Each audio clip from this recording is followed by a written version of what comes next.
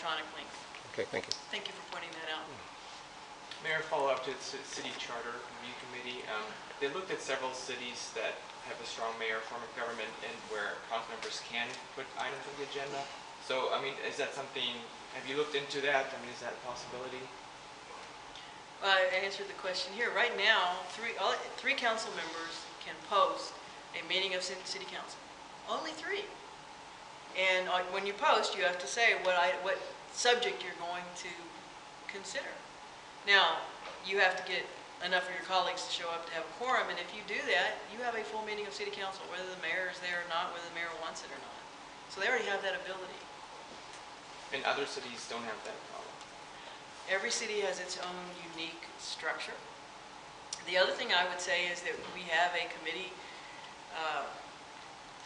system in council. Now, there's only one statutory committee. The other committees are with the consent of the mayor. But committee chairs have a lot of flexibility to discuss items. If there's some burning issue, I would expect them to go to their colleagues and ask for a public discussion at a duly posted committee. I think it's kind of interesting, again, that they're fixating on this. I cannot see a legal way to accomplish what they want to accomplish under our charter. And I would point out that we are the only big city in Texas that doesn't allow any executive sessions. And they don't want to change the executive session. Mayor, there's a hearing on the Freedmanstown bricks issue. Tomorrow, yeah. In your view, what is the urgency of the repairs the city plans and has this discussion? We've been promising these, I think we're going on 10 years now. I'm not sure, but it certainly predates me.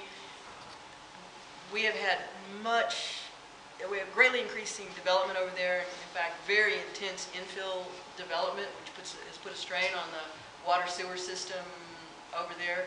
People want water pressure. They want their toilets to flush. And the people who actually live there can't understand why the city doesn't just go in and make the repairs. And as I've pointed out multiple times, we started this process by contacting every big city that we know of that has historic brick or cobblestone streets, and we asked them, what's the mechanism you use? And to a city, they said, they pick up the bricks, they put the bricks down. Is exactly what we're planning on doing. And the other thing that I keep hearing that freed slaves made these bricks by hand and laid these bricks immediately after emancipation. A lot of these bricks were laid in the 30s.